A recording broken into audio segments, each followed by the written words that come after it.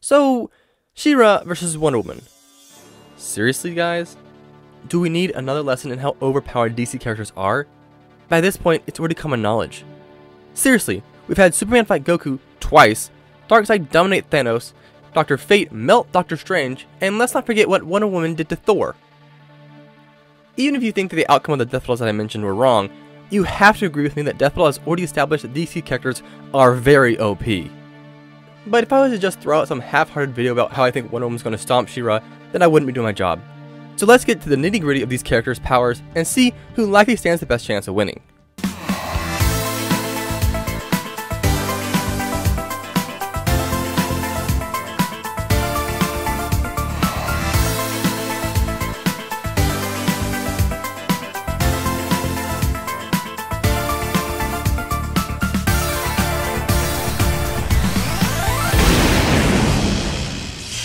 Hello Internet, Jojo here, and welcome to Video Shock. Serious question, does anyone actually think that She-Ra is going to win this fight? If you do think that She-Ra will be taking the win home, let me know why down in the comments below. Okay, so in the intro, I basically stated that I think Wonder Woman is going to stomp She-Ra. And one of the major reasons I think this is her speed. In a video a while back, I calculated Superman's speed by scaling him to Wonder Woman.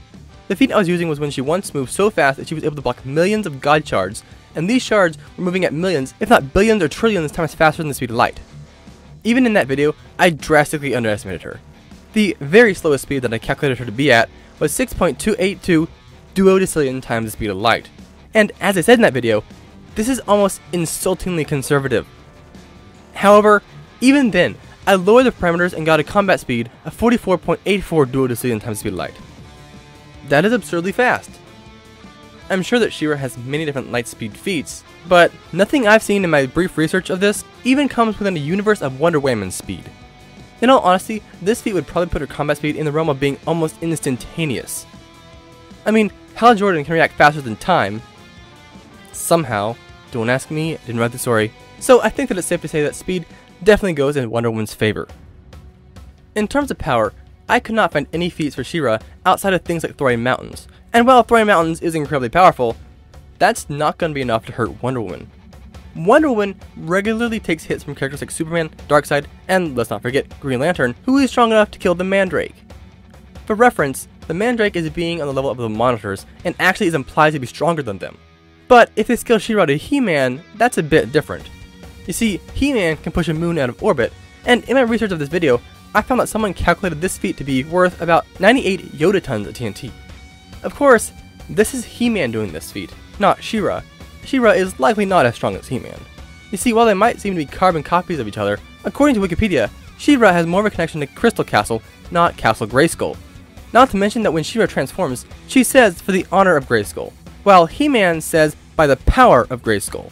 This implies that He-Man is stronger as, I always wanted to say this, he has the power!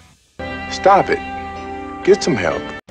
Even if they gave She-Ra some of this strength, this cannot be a major factor in the fight, because Death Battle themselves stated in their own Ultron vs. Sigma fight that Thor was capable of striking with 682 septillion tons of TNT, or 682 yotatons of TNT. And I can't quite remember, how did the fight between Wonder Woman and Thor go? You're not worthy. Oh, right. But this moon pushing is just physical.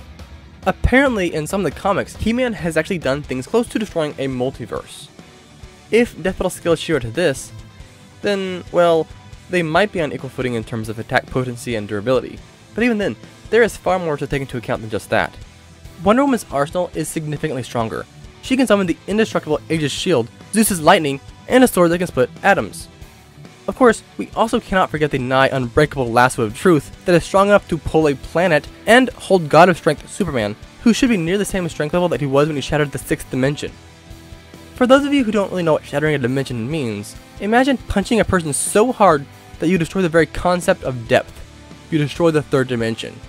You punch them and the entire world becomes a Mario game. That's what shattering a dimension means.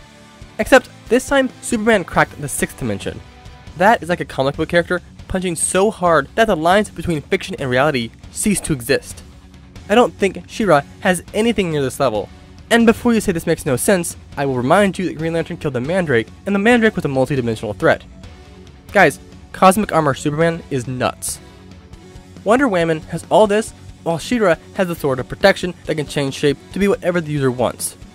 So, while She-Ra is busy using one weapon at a time, Wonder Woman can summon multiple weapons at a time. Unless She-Ra has some kind of magical force field that specifically states to make her 100% immune from all physical attacks, Wonder Woman really only needs one good hit from her atom-cutting sword.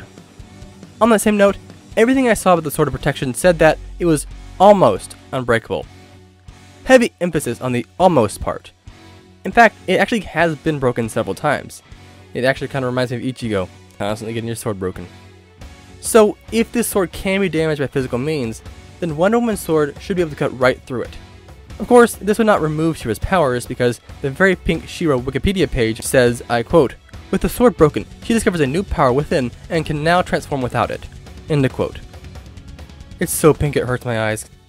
Then this brings us to perhaps the most important thing, skill. Let's be honest here. Wonder Woman is a warrior that has lived for hundreds of years with the sole purpose of combat. She's fought gods, demons, aliens, and way more. She's a master with just about every weapon imaginable and fights to kill her opponent. On the other hand, She-Ra tends to be non-violent and use combat as a last resort. She typically attempts to outsmart her opponent instead of going head-on. From what I could find, She-Ra has little, if any, actual training and is nowhere near the experience level of Wonder Woman.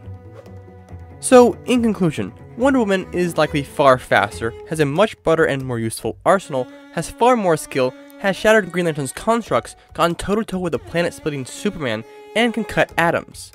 The only way I could possibly see She-Ra winning is if they scale her to He-Man, and from everything I've seen, they really shouldn't, as their powers are not similar enough.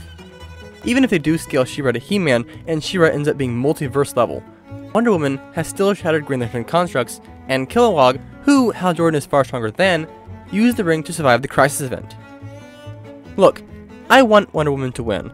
I think she will win, and from what I've seen researching this video, there's not really anything that would make me think that She-Ra even has much of a chance. Though, as always, I guess they'll have to wait and see until the death battle comes out. So with that said, thanks for watching, see you next time, remember to stay spectacular, JoJo, out.